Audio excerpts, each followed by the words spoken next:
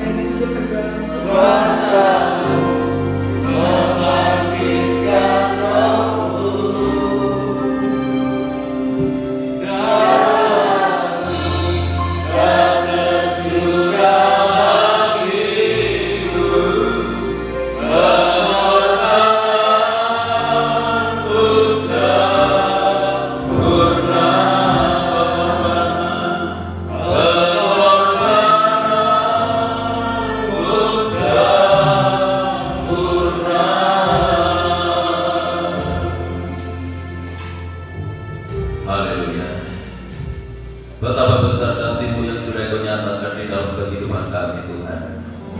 Lewat pengorbanan-Mu di atas kayu salib yang boleh memulihkan kehidupan kami, cara khusus hubungan kami dengan Bapa. Oleh karena dosa dan kesalahan kami menjadi jembatan di mana kami tidak dapat menghampiri Bapa di dalam kehidupan kami. Namun lewat pengorbanan-Mu di atas kayu salib menjadi satu pengantar, memulihkan kehidupan kami, memulihkan hubungan kami, membangkitkan roh kami, sehingga kami boleh bersekutu dengan Bapa.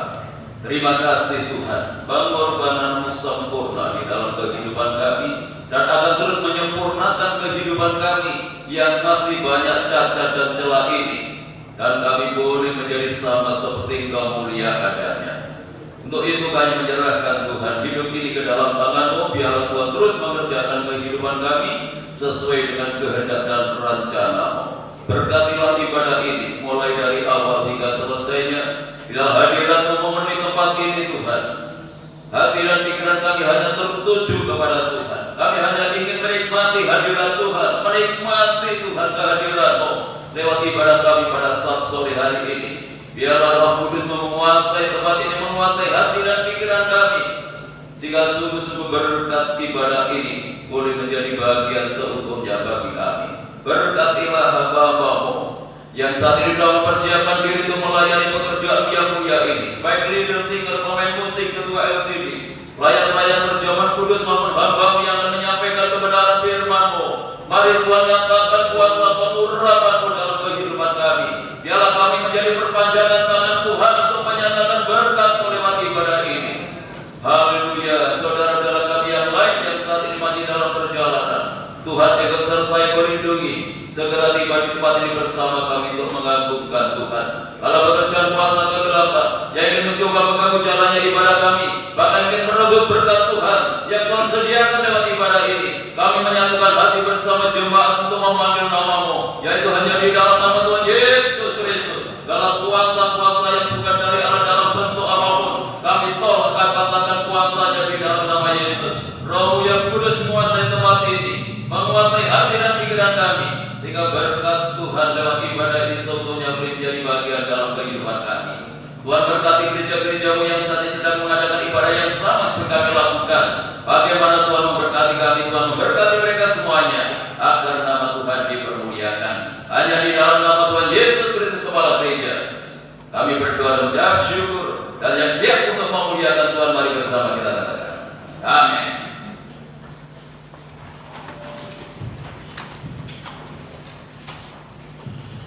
Saya sampaikan sekali lagi shalom. Yang di atas shalom. Shalom. Pengakuan Tuhan Yesus sungguh sempurna, amin, dalam kehidupan kita. Sungguh indah. Rencana Tuhan begitu indah dalam kehidupan kita. Meskipun kita pikir, Tuhan kok gini ya, Tuhan kok gitu ya, tapi apa yang kita pikirkan, apa yang kita rencanakan, belum tentu itu rencana yang terbaik yang Tuhan sediakan bagi kehidupan kita. Amin. Kita akan buktikan sungguh indah.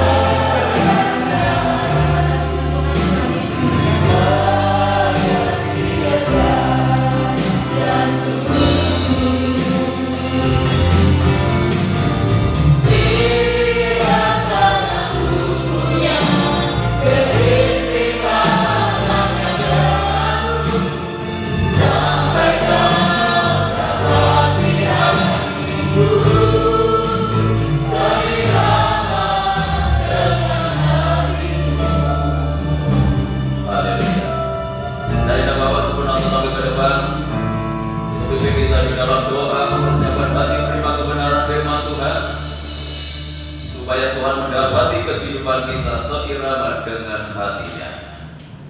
Haleluya.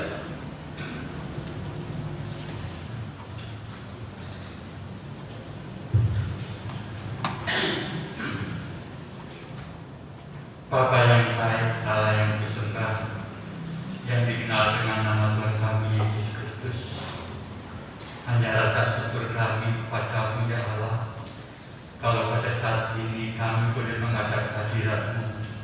Ini bukan oleh karena kekuatan kami, usaha kami, namun semuanya oleh kasih karunia-Mu yang telah Kau nyatakan kepada Tuhan. Oleh sebab itu Tuhan, biarlah roh jiwa kami boleh mengagungkan nama-Mu, kami boleh menyembah, memuji dan mengagungkan nama-Mu, sebab Engkaulah Allah kami, Allah yang layak menerima segala pujian, kebesaran, kemuliaan-Mu. Dan kami rasakan lewat semangat dan gairah kami untuk menyembah-Mu Tuhan. Inilah Tuhan yang aku lakukan. Dan pada saat ini juga boleh kami rasakan hadirat-Mu ada di tengah-tengah kami Tuhan. Sehingga Tuhan di dalam tubuh roh jiwa kami hanya memandang-Mu Tuhan sebagai Allah dan Juru Selamat Tuhan.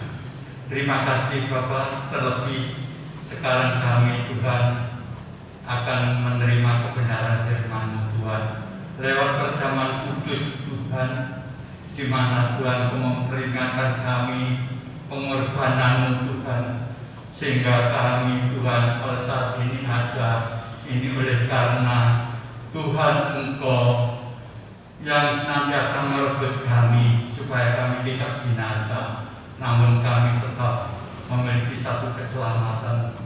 Biarlah Tuhan pada saat ini kami serahkan hamba-Mu yang telah Tuhan percayakan untuk menyampaikan kebenaran firman-Mu, untuk membentuk kehidupan kami secara rohani, sehingga kehidupan kami hari demi hari Engkau perbaharui melewat kebenaran firman-Mu Tuhan. Sekali lagi kami serahkan hamba-Mu, berikan hikmat-Mu Tuhan, supaya hamba-Mu bisa melaksanakan tugas yang telah Tuhan percayakan pada sore hari ini, sehingga kedatangan kami boleh berkat yang luar biasa, sehingga damai sejahtera kami bawa pulang Tuhan. Terima kasih Tuhan, terima kasih. Kalau ada roh jahat, roh iblis, roh yang sengaja mengganggu jalannya ibadah kami, tidak ada roh yang lebih besar kecuali roh Kristus sendiri. Oleh sebab itu kami bersatu hati di dalam nama Tuhan kami Yesus Kristus. Kiranya kuasai ruangan ini, terlebih ruangan hati kami. Terima kasih Bapa, terima kasih. Segala puji hormat bagi Tuhan. Hanya di dalam nama Tuhan kami Yesus Kristus kami alaskan doa kami. Haleluya. Amin. Ya, silakan duduk kembali. Bapak Ibu Saudara yang dikasihi oleh Tuhan, salam shalom. Salam sejahtera di dalam kasih Tuhan kita Yesus Kristus. Hanya oleh karena anugerah dan kemurahan Tuhan, malam hari ini kita dipertemukan kembali lewat ibadah PH yang Tuhan sediakan di dalam kehidupan kita, dan ibadah kita malam hari ini dilengkapi dengan persekutuan dengan tubuh dan darah Tuhan, di mana mengingatkan kehidupan kita kembali akan kebesaran kasih Tuhan yang Tuhan nyatakan lewat pengorbanannya di atas kayu salib. Langsung saja kita buka di dalam 1 Petrus pasal yang kedua, ayat yang ke-25, yang menjadi bahasan kita pada malam hari ini. Sebab dahulu kamu sesat seperti domba, tetapi sekarang kamu telah kembali kepada Gembala dan Pemelihara jiwamu. Puji Tuhan. Ya, Rasul Petrus adalah orang Yahudi. Orang Yahudi itu adalah sangat kental sekali dengan nenek moyangnya. Jadi apa yang dilakukan, apa yang dikerjakan oleh nenek moyangnya itu menjadi satu pembelajaran bagi generasi seterusnya, bagi generasi selanjutnya. Nah, itu sebabnya di sini Rasul Petrus mengingatkan kembali kepada orang-orang yang ada di perantauan. Jangan lupa ini. Ya, pada ayat pertama surat ini ditujukan kepada orang-orang yang ada di perantauan. Ya, sama seperti kita ini di dunia ini perantau. Jadi dunia ini bukan tempat tinggal kita permanen. Ya, itu yang harus kita sadari. Jadi kita hidup di dunia ini hanya sesaat, hanya sementara, dan kita akan kembali ke rumah kita yang sesungguhnya yang disediakan oleh Tuhan. Jadi sifatnya kita hidup di dalam dunia itu seperti orang yang merantau. kali saat kita akan kembali. Sama seperti jemaat yang digembalakan oleh Petrus ini. Dia ada di perantauan, dan Petrus mengingatkan kembali peristiwa apa yang pernah dialami oleh nenek moyangnya ketika ada di negeri Mesir. Itu sebabnya di sana disebutkan, sebab dahulu kamu sesat seperti domba. Kemarin sudah kita pelajari ada dua hal. Yang pertama sesat secara moral, yang kedua sesat dalam penyembahan. Dan ketika umat Allah itu di negeri Mesir, mereka memang betul-betul tersesat, moralnya juga tersesat, penyembahannya kepada Tuhan juga tersesat oleh karena arus dunia Mesir yang mempengaruhi kehidupannya.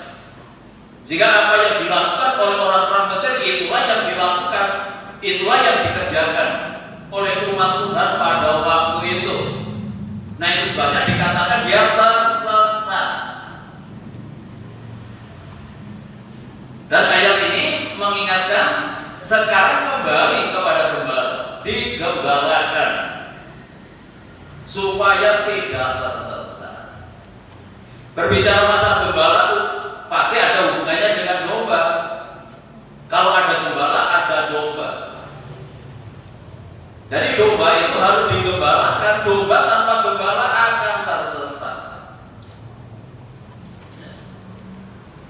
Ya, jadi orang percaya yang digambarkan seperti domba itu harus membutuhkan gembala yang akan menggembalakan. Loh, digembalakan itu seperti apa?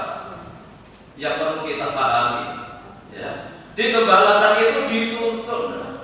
Jadi tugas gembala itu menuntun, tugas gembala membimbing, tugas gembala mengarahkan kepada domba-dombanya. Sama seperti Tuhan ketika menuntun bangsa Israel keluar dari negeri Mesir, ada istilah digembalakan. Itu sudah sejak dalam perjanjian lama, istilah digembalakan itu sudah ada. Ya, mari kita baca.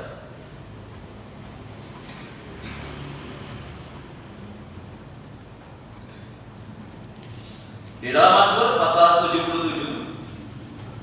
Mazmur 77 ayat yang ke-20 dan 21.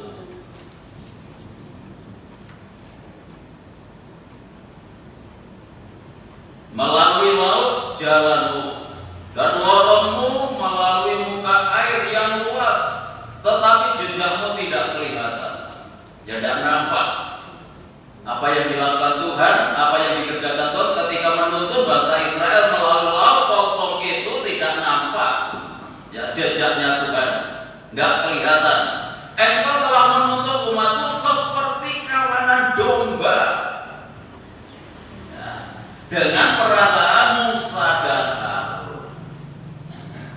Jadi ada gembala agung, ada gembala kecil. Umat Tuhan digembalakan oleh Tuhan lewat Musa dan Harun. Sebenarnya secara langsung memang digembalakan oleh Tuhan, tetapi Tuhan memberikan kepercayaan kepada seorang gembala untuk menuntun umatnya. Tapi sebenarnya ada gembala agung yang tidak kelihatan tadi, ya. Saya ulangi, melalui laut jalanmu, dan lorongmu melalui muka air yang luas, tetapi jejakmu tidak kelihatan. Engkau menuntut umatmu seperti kawanan domba. Yang kelihatan Harun dan Musa, yang kelihatan gembala kecil, tapi gembala agung tidak nampak, tidak kelihatan, yang menyertai umat Tuhan. Dibawa kemana? Bawa keluar dari Mesir. Itu digembalakan. Harus dibawa keluar. Kalau Mesir berbicara dunia, gembala itu harus menuntut umatnya keluar dari dunia ini, membawa umat Tuhan harus keluar dari kesenangan dunia ini. Itu bukan kemauan Harun dan Musa, tetapi itu adalah kemauan Tuhan. Itulah kehendak Tuhan. Jadi gereja itu harus membawa umat yang keluar dari dunia ini. Ini tanggung jawabnya nggak gampang. Ternyata di tengah jalan banyak yang protes karena sudah terbiasa hidup di Mesir, karena sudah terbiasa untuk menikmati kesenangan duniawi, sehingga begitu dibawa keluar banyak yang protes, banyak yang menentang karena tidak siap dibawa kepada dunia yang baru. Dan sebabnya kita harus mengerti bagaimana digembalakan itu. Jadi digembalakan itu dibawa keluar harus lewat Palposo, itu lewat jalan kematian. Kenapa? Karena di dalam 2 Korintus pasal yang ke-10 ayat 2 itu yang pernah saya sampaikan di waktu kemarin tentang baptisan, itu melambangkan baptisan. Jadi ketika bangsa Israel itu lewat Laut Kosong itu dibaptis oleh Tuhan, baptis secara massal, dan tidak ada satupun yang terlewatkan bagi umat Tuhan itu. Dan dalam Roma pasal 6, baptisan itu berbicara masalah kematian. Kematian terhadap apa? Kematian terhadap daging. Jadi ini ada proses. Jadi orang yang digembalakan harus siap untuk itu, siap untuk mati. Mati untuk keinginan daging yang dimaksud ini, ya. Harus siap untuk itu. Karena mau nggak mau memang kita ini dibawa keluar oleh Tuhan dari dunia ini. Ya, bukankah Tuhan Yesus mengajar kepada kita di dalam Yohanes pasal 16, kamu itu bukan dari dunia. Kalau kamu dari dunia, maka dunia akan mencintai kamu. Kenapa dunia membenci kamu? Karena kamu bukan dari dunia ini. Ini kita harus sadar, karena kita ini ketika kita dipanggil oleh Tuhan, kita ini bukan dari dunia ini. Memang kita dari dunia dipanggil keluar, sama seperti bangsa Israel dipanggil keluar, meninggalkan Mesir, harus keluar. Sebenarnya istilah sekarang ini kan gereja. Apa itu gereja? Eklesia. Apa eklesia? Dikeluarkan, keluar dari kegelapan. Itu gereja. Jadi bukan gereja secara fisik, tetapi gereja secara rohani, kehidupan orang percaya. Jadi kehidupan orang percaya itu harus siap untuk dikeluarkan dari dunia ini. Itu rancangan Tuhan sudah sejak zaman bangsa Israel. Dia harus keluar dari negeri Mesir untuk memasuki dunia yang baru yang Tuhan sediakan. Ya. Jadi kalau kita nggak siap, ya kita nggak akan pernah menikmati masuk dunia baru yang Tuhan sediakan dalam kehidupan kita.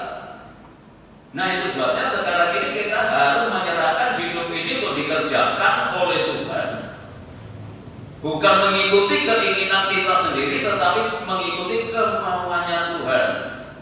Ya. Apa yang Tuhan mau? Seperti pujian tadi itu sebenarnya sangat berat sekali.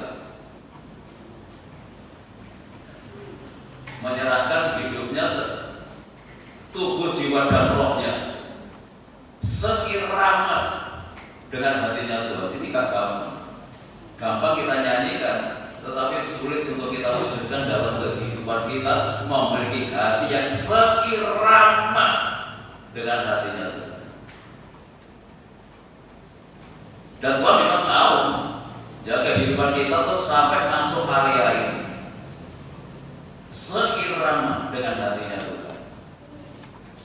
Dan ini kan membutuhkan perjuangan. Seringkali daging kita itu tidak siap untuk itu. Masuk dalam area yang baru, masuk dalam dunia yang baru yang Tuhan inginkan dalam kehidupan kita. Dalam 2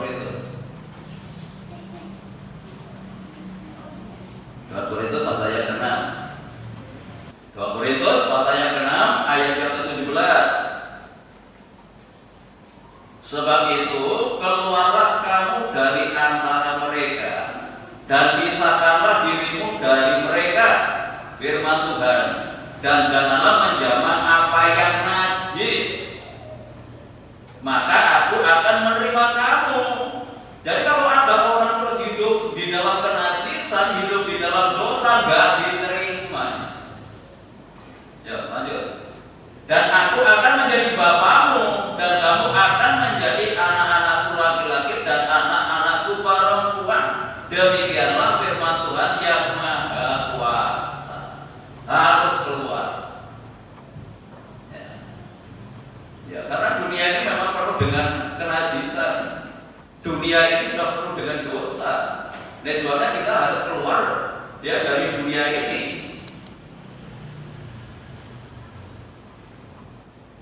Om, apa nggak boleh jalan-jalan? Mencari kesenangan? Ya boleh saja. Nggak masalah, yang penting nggak mengikat. Kalau sudah terikat,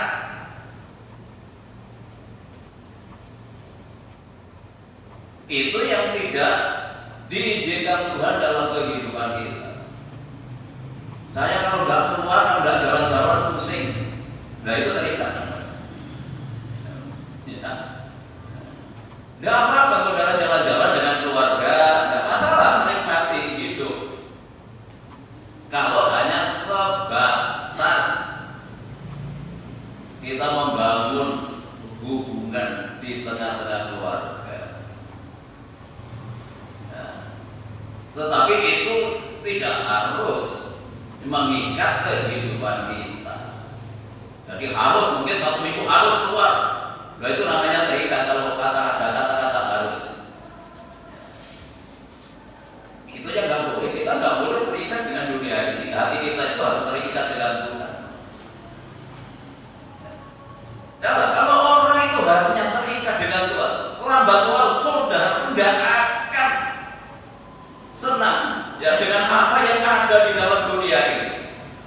Itu sudah beda pikiran saudara, pandangan saudara akan berubah ketika memiliki hubungan secara pribadi dengan Tuhan. Itu secara otomatis nanti.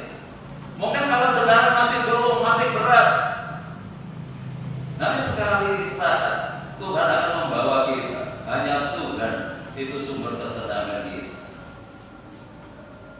Tuhan hanya sumber ketenangan kita, bukan di tempat-tempat yang dianggap itu bisa memberikan keterangan. Ya seperti Raja Daud di dalam Mazmurnya pasal 62, hanya dekat Allah saja aku tenang. Ya, walaupun dia itu bergelimpangan dengan harta, karena dia raja, dia penguasa, punya kedudukan, punya segalanya, tetapi bukan itu sumber ketenangan dalam hidupnya. Tetapi justru dia mengatakan dalam Mazmurnya, ketika aku dekat dengan Allah, ketika aku dekat dengan Tuhan, hanya dekat dengan Tuhan ada ketenangan. Nah sekarang orang ini cari apa? Orang cari duit sebanyak mungkin supaya apa? Kan supaya tenang hidupnya. Ya. Kan supaya tenang. Jadi sumber yang dicari manusia itu hanya ketenangan, bisa tenang. Dan dipikir kalau duitnya banyak itu tenang, malah justru nggak bawa ketenangan ketika banyak duitnya, malah bingung. Ya. Bingung untuk menghabiskan, mau diapakan duit ini? Ya, syukur-syukur kalau nanti pekerjaan Tuhan, dibuang di ladang Tuhan, ditanam di ladang Tuhan, kalau enggak malah membuat dosa. Ya. Diseret sana, seret sini, kesenangan sana, kesenangan sini. Nah itu sebabnya kalau orang itu diberkati harus digembalakan. Kalau nggak salah langkah nanti duitnya juga digembalakan supaya untuk pekerjaan Tuhan. Kalau nggak malah mencelakakan dirinya sendiri, nanti malah masuk dalam kebinasaan oleh karena berkat Tuhan. Dan seringkali kalau orang sudah diberkati, ya malah bingung dengan berkatnya, nggak bingung dengan pribadi yang memberi berkat.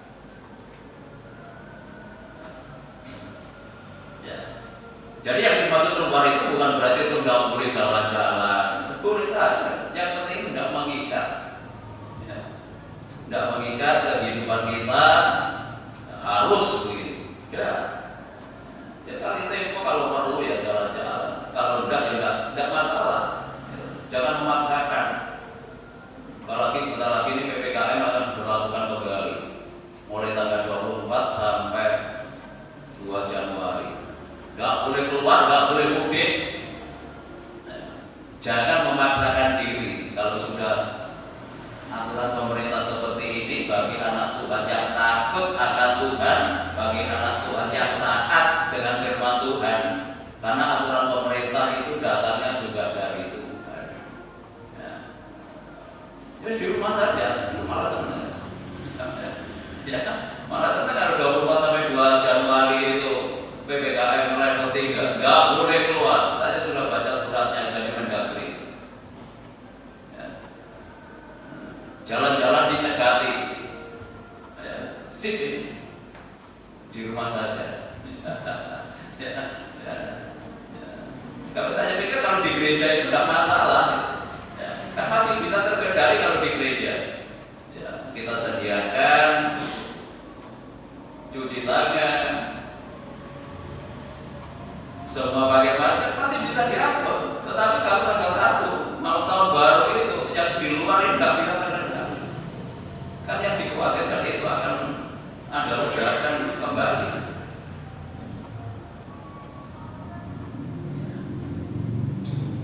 Ya nikmati saja bersama keluarga di rumah. Menikmati bersama dengan Tuhan. Gunakan waktu itu malah justru untuk datang kepada Tuhan, bersyukur.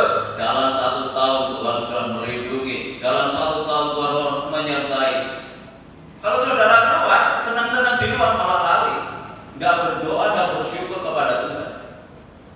Itu pasti karena kesenangan dunia membutakan kehidupan kita yang seharusnya kita datang kepada Tuhan untuk bersyukur kepada Tuhan karena dalam 1 tahun Tuhan sudah melindungi, 1 tahun Tuhan sudah menyertai, malah tidak datang kepada Tuhan.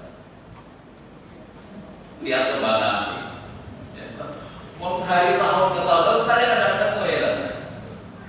Lihat kembang api saja sampai kemalan. Loh itu apa sih? Lihat kembang api di Lawang, di pasar-pasar juga banyak kembang api. Nyumur dewe kan bisa di rumah. Ditonton di alun-alun. Dari tahun ke tahun ya seperti itu. Kembang api nggak akan berubah. Ya seperti itu. Mau ditonton di TV juga bisa. Sambil layar-layar. Kan tambah enak toh. Ya. Jadi rancangan Tuhan untuk membawa umatnya digembalakan itu ada dikeluarkan dari pengaruh dunia ini. Nah, sebabnya Rasul Paulus dalam 2 Korintus pasal yang ke-6 ini juga membawa jemaatnya, membawa orang percaya harus keluar dari mereka dan pisahkanlah dirimu. Jangan jamaah yang najis. Bukan berarti kita tidak boleh berkumpul, bukan seperti itu pemahaman ini. Tidak boleh mengikuti cara hidup mereka yang hidup dalam kenajisan.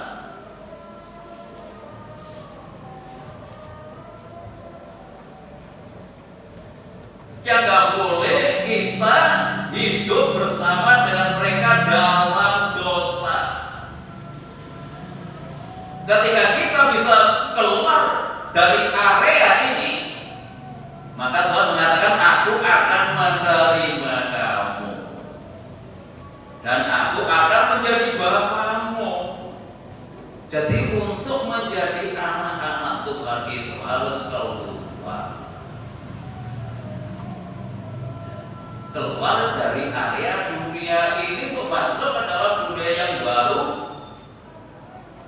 yang Tuhan sediakan dalam kehidupan kita. Tuhan akan menerima kita menjadi anak-anaknya. Nah, seringkali tidak dipahami oleh banyak anak Tuhan.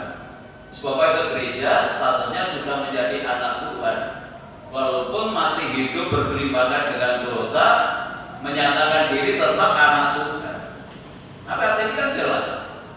Keluar dan jangan jamah apa yang najis, maka aku akan menerima kamu. Aku akan menjadi bapamu, kamu akan menjadi anak-anakku laki-laki dan perempuan. Demikianlah firman Tuhan yang Maha Kuasa. Kurang jelas apa ini ayat ini? Jadi kalau kita mau menjadi anak Tuhan yang diterima Bapa, tinggalkan cara hidup dunia ini.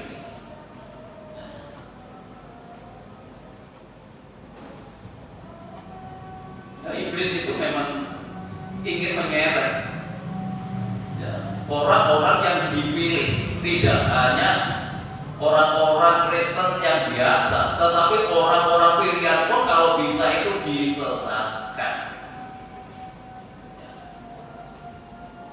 Memang akhir zaman itu ada dua kelompok. Yang najis akan semakin najis, yang jahat semakin jahat, yang suci semakin disucikan, yang benar semakin hidup dalam kebenaran. Tinggal pilih kita mau masuk ke area yang mana, dan itu nyata. Kekerasan seksual itu ya sudah dilindungi hukum seperti ini, tetapi masih banyak kasus-kasus yang terjadi. Itu yang menggegerkan itu ya, di polemik sampai hari ini. Seorang dosen pertama dia sedang ngaku, akhirnya menjadi tersangka. Dan itu hanya salah satu, kan masih banyak kasus-kasus seperti ini. Yang malah mengerikan itu seorang anak diperkosa bapaknya dan anaknya dan pakdenya. Ini manusia atau bukan? Binatang saja tidak seperti itu. Begitu kotornya dunia sekarang, begitu kuatnya roh kenajisan itu merasuk dalam kehidupan manusia. Akhirnya tidak mengerti statusnya, baik sebagai seorang bapak, baik sebagai seorang kakak yang harus melindungi, malah justru dia menjadi pelaku. Mengerikan dunia. Jadi Sodom dan Gomora itu sudah sungguh terjadi sekarang ini. Tinggal menunggu waktu saja. Nah, itu karena jangan sampai kita terikat dengan dunia ini. Harus keluar. Lot dan keluarganya sebenarnya juga berat untuk meninggalkan Sodom. Sampai malaikat Tuhan datang langsung untuk membawa, menyeret Lot, memaksa Lot. Harus dipaksa. Karena begitu kuatnya pengaruhnya Sodom ini. Ini sebenarnya ada istilah sodomi itu yang mulai dari situ. Lesbi itu bukan cerita kosong. Sekarang ini sudah menjamur.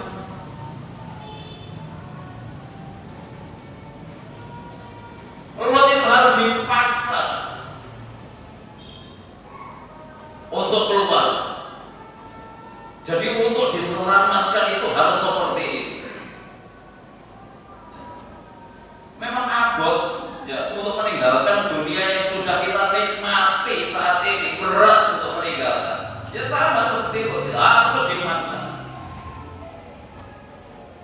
Ya yang menurut ya selamat. Tetapi karena begitu kuatnya istrinya nggak tahan, menoleh ke belakang, padahal sudah dipesan jangan menoleh ke belakang, maju terus, jalan terus sampai ke tempat yang sudah ditentukan oleh Tuhan. Tengah jalan menoleh, ya mungkin karena begitu kuatnya pengaruhnya. Jadi keselamatan dianggap sepele. kesenangan dunia itu menjadi sesuatu yang menggiurkan dalam kehidupannya. Sudah dipaksa sekalipun, ya kata setengah hati masih saja menolak. Ketika kita melihat peristiwa seperti betapa sulitnya orang itu untuk meninggalkan kesenangan dunia, begitu beratnya. Ya.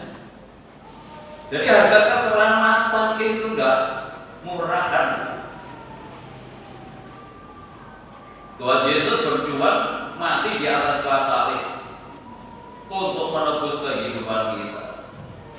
Kita pun juga harus berjuang, jangan Tuhan yang berjuang menyerahkan kehidupannya untuk menyelamatkan hidup kita. Dibebaskan dari dosa. Tujuan Tuhan supaya kita bertobat. Istilah bertobat itu tidak hanya ketika dulu belum percaya Tuhan bertobat. Bertobat itu harus terus menerus. Bertobatnya artinya metanoia, berubah.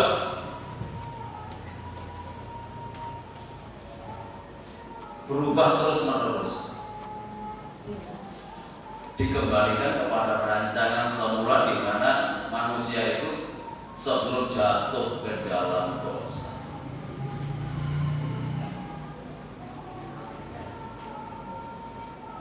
Jadi perubahan itu harus terus menerus. Keselamatan itu berkaitan dengan perubahan ini. Jadi Tuhan Yesus mengampuni kehidupan kita, menyucikan kehidupan kita tidak berhenti. Tetapi Tuhan mengatakan bertobatlah.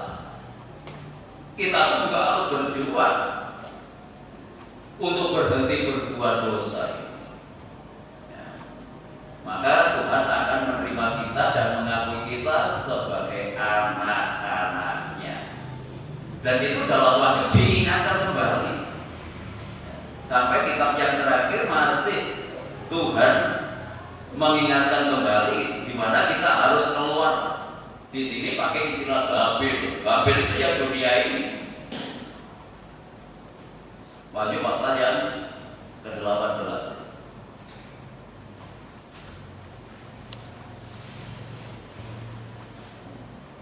Jadi orang yang digembalakan itu adalah orang yang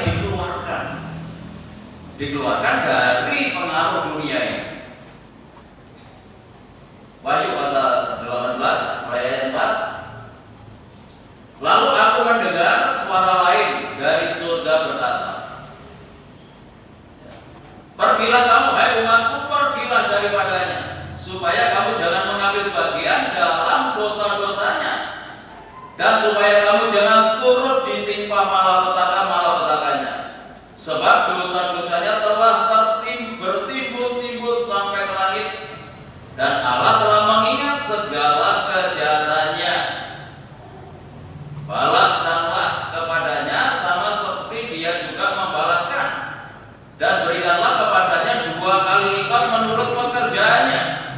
Campurkanlah baginya 2 kali lipat di dalam jawaban pencampurannya.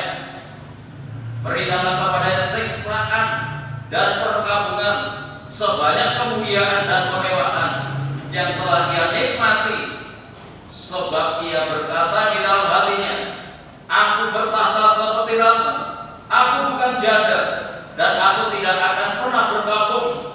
Sebab itu segala malapetakannya akan datang dalam 1 hari, yaitu sampar dan perkabungan dan kelaparan, dan ia akan dibakar dengan api, karena Tuhan Allah yang menghakimi dia adalah kuat. Dan sangat luar biasa ya. Peringatan yang keras dalam kehidupan kita. Ini bukan suara manusia. Kan ayat 4 tadi. Lalu aku mendengar, itu Yohanes ketika di Pulau Patmos, mendengar secara langsung suara Tuhan, bukan mimpi.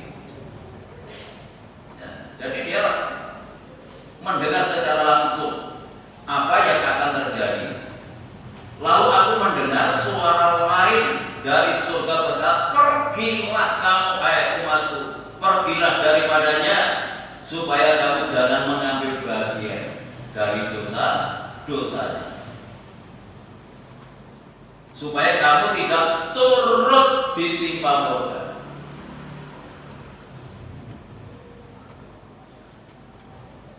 Jadi sampai kitab yang terakhir Tuhan masih berpesan kepada kita. Begitu luar biasa ya kasihnya Tuhan dalam kehidupan kita.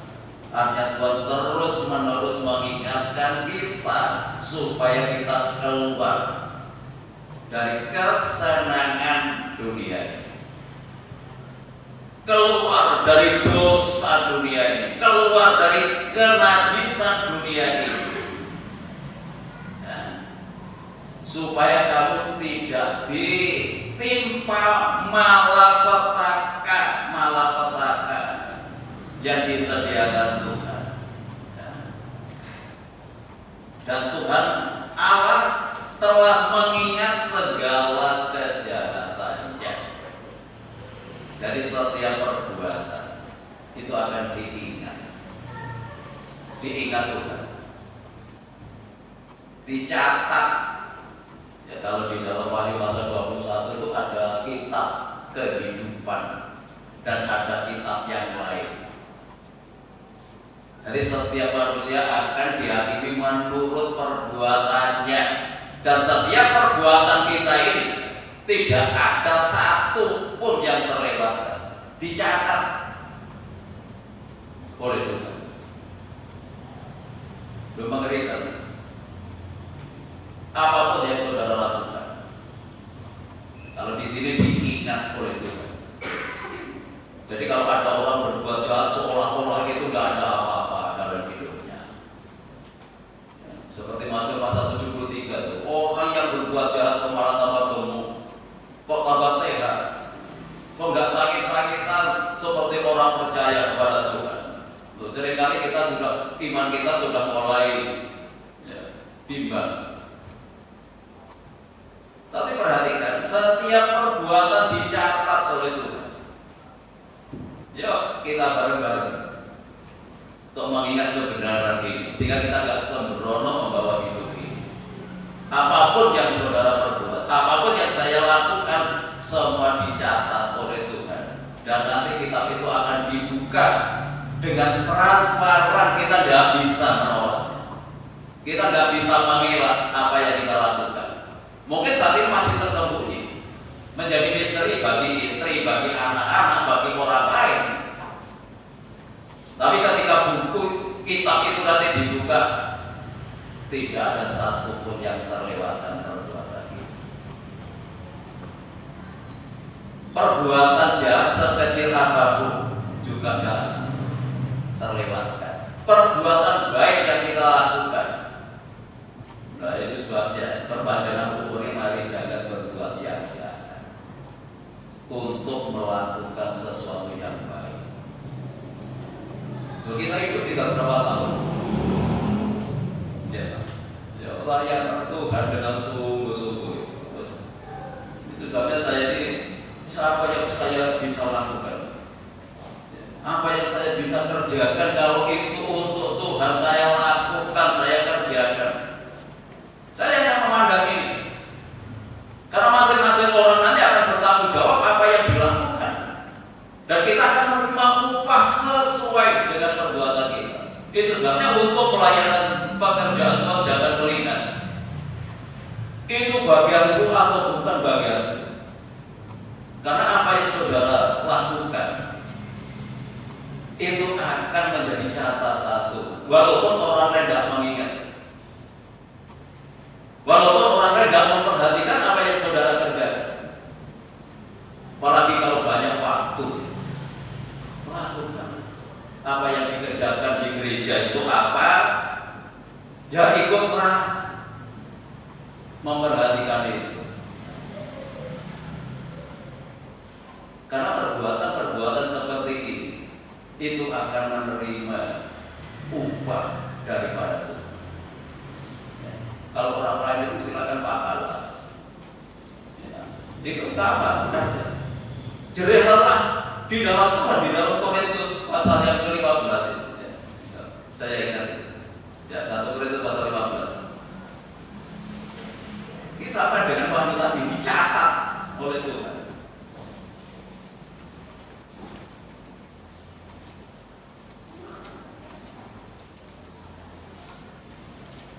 1 Korintus pasal 15 ayat 58. Karena itu saudara-saudaraku, ya, bisa ditambahkan jadi saudara.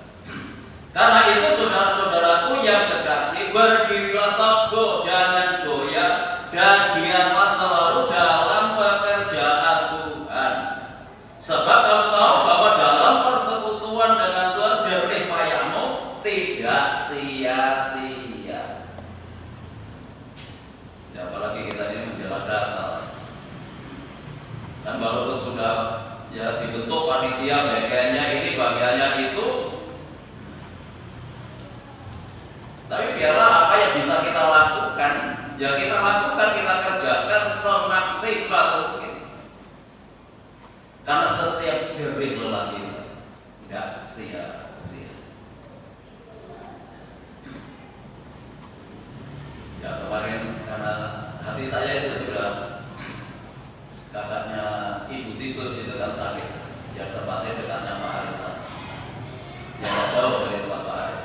Pertama saya di Jawa Utara, ya saya doakan sama Mas Andika. Karena Selasa kemarin kan tidak ada kegiatan di gereja, saya meluncur ke sana.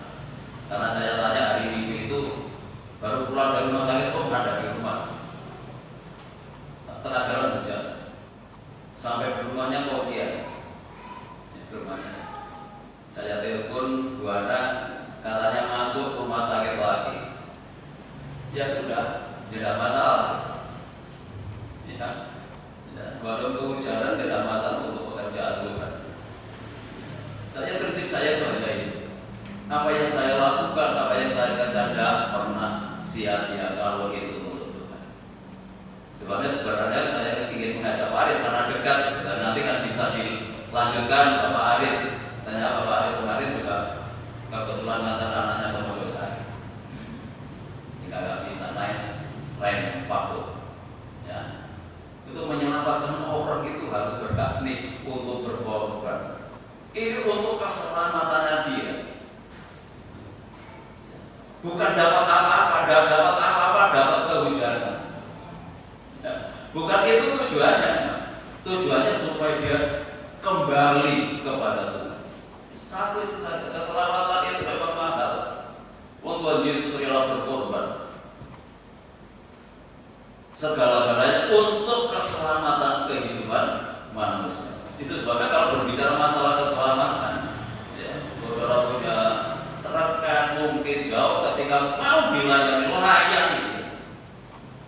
Jangan pandang untung dan rugi kalau masalah keselamatan ini.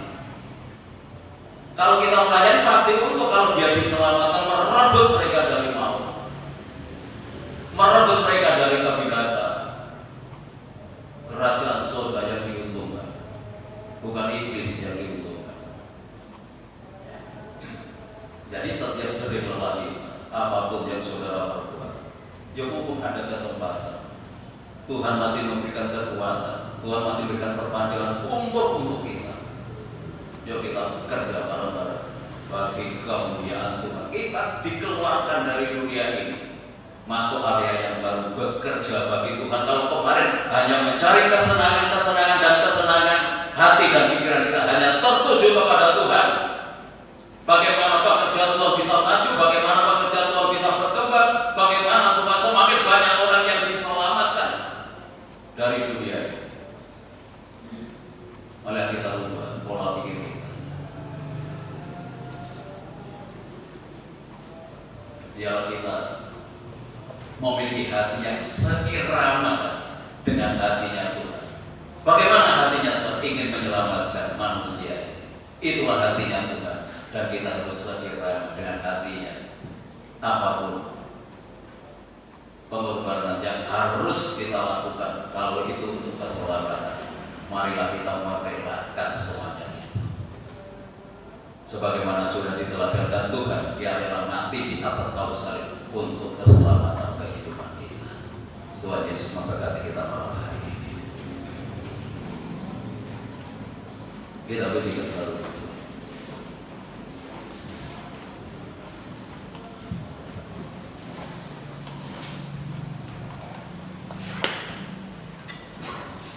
Betapa besar kasih Allah.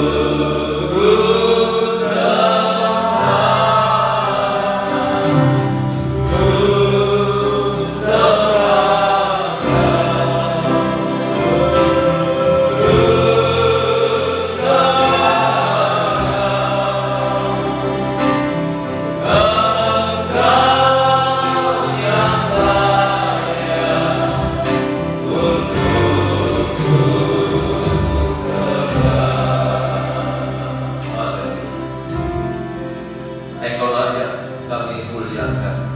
Kau layak kami tinggikan dan kami agungkan. Bahkan Kau layak kami sembah ya Tuhan. Begitu agung kasih-Mu, begitu mulia pengorbanan-Mu di dalam kehidupan kami.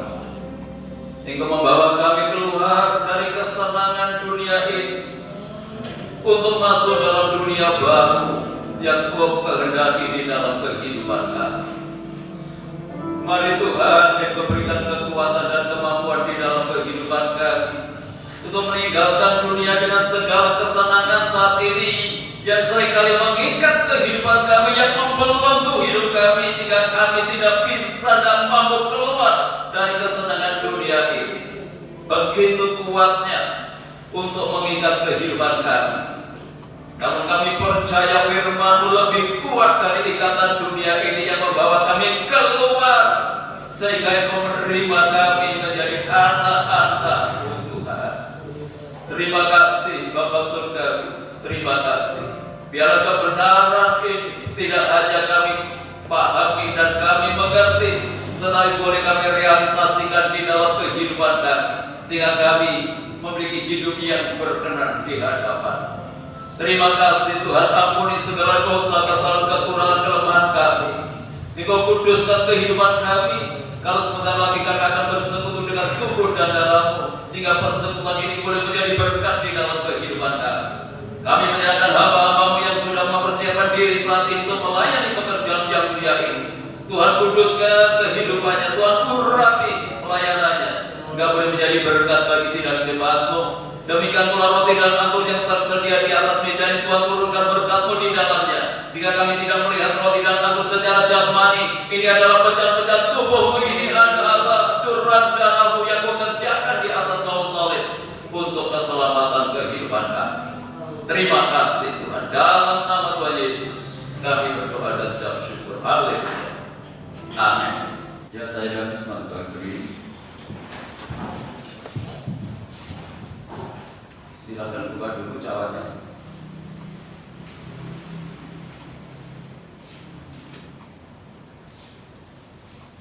Kalau sudah, mari kita angkat tubuh Tuhan lebih tinggi dari kepala kita.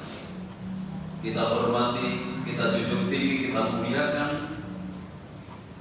tubuhnya yang dipecah-pecahkannya untuk keselamatan kehidupan kita. Untuk itu dengarkan firman Tuhan. Sebab apa yang telah Kuteruskan kepadamu telah Aku terima dari Tuhan, yaitu bahwa Tuhan Yesus pada malam waktu yang diserahkan mengambil roti, dan sesudah itu Ia mengucap syukur atasnya. Ia memecah-mecahkannya dan berkata, inilah tubuhku yang diserahkan bagi kamu. Perbuatan ini menjadi peringatan akan Aku. Bukankah roti yang kita pecah-pecahkan adalah persekutuan di dalam tubuh Kristus? Amin. Mari kita makan dengan iman dalam nama Tuhan Yesus Kristus.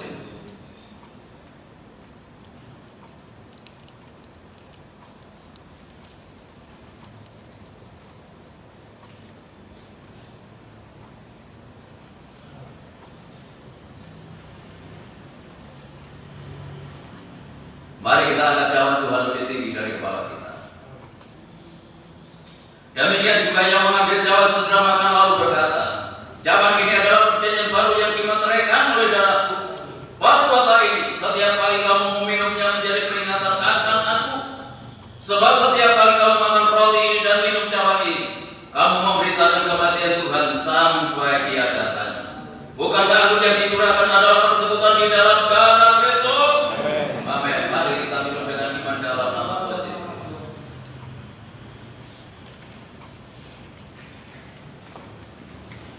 Mari kita angkat kedua tangan kita mengucap syukur kepada Tuhan akan kebesaran kasih-Nya yang sudah Tuhan nyatakan di dalam kehidupan kita lewat pengorbanannya di atas kayu salib.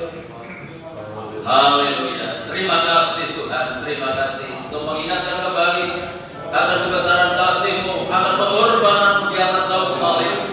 Haleluya. Sehingga olehnya kami boleh diselamatkan oleh Tuhan.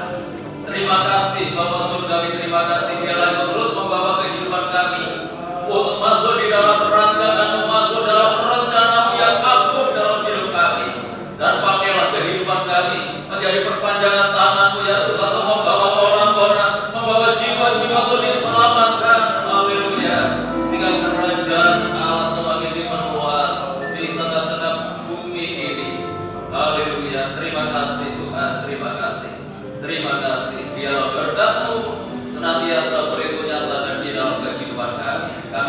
teguh iman kami, pengharapan dan kasih kami kepada Tuhan.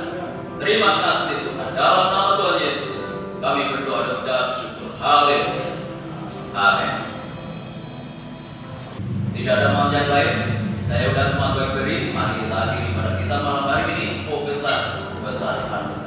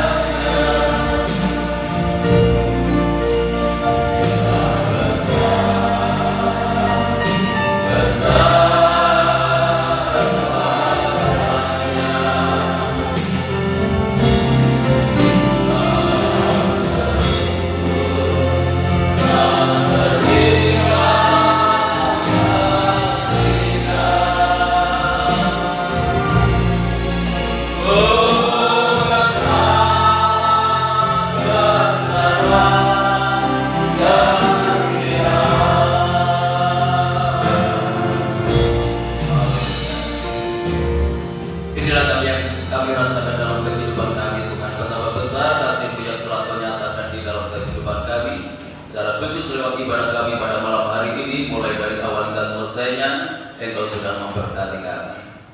Sebelum kami tinggalkan tempat ini, kami tetap berdoa untuk kesehatan Ibu Gembala, biarlah Tuhan semakin menyempurnakan apa yang sudah Tuhan kerjakan di dalam kehidupannya. Demikian pula kami tetap berdoa untuk Ibu Suci, ke dalam tangan-Mu, ya Tuhan, biarlah kuasa-Mu Tuhan nyatakan di dalam kehidupannya. Dari tempat ini kami mohon kemurahan Tuhan. Kami mohon belas kasihan Tuhan dimanapun saat ini dia berada. Mari Tuhan turunkan tangan kuasa-Mu, jamah mereka di dalam nama Tuhan Yesus Kristus. Yang sakit disembuhkan, yang sakit dipulihkan, kuasa biru Tuhan Yesus sanggup memberikan pertolongan. Bapak Ibu kami yang sudah berusia lanjut, biarlah Tuhan tetap anugerahi dengan kekuatan dan kesehatan. Kami telah menyerahkan kelanjutan pembangunan penataan parkir yang masih berlangsung sampai hari ini. Kami bersyukur untuk semuanya ini. Biarlah Tuhan terus buka jalan supaya pembangunan ini dapat terselesaikan dengan baik dan boleh membawa kemuliaan bagi nama-Mu. Berkati lingkungan kami, kota kami, bangsa dan negara kami dengan ketenangan, kedamaian dan kesejahteraan. Bapak Presiden bersama wakil dan jajarannya, demikian pula pemerintah yang ada di daerah, diberikan hikmat oleh Tuhan untuk dapat membawa bangsa ini ke arah yang lebih baik lagi. Kami terus berdoa untuk setiap masyarakat supaya memperhatikan protokol kesehatannya dalam melakukan segala aktivitasnya sehingga penularan COVID-19 segera berakhir di tengah-tengah bangsa dan negara kami.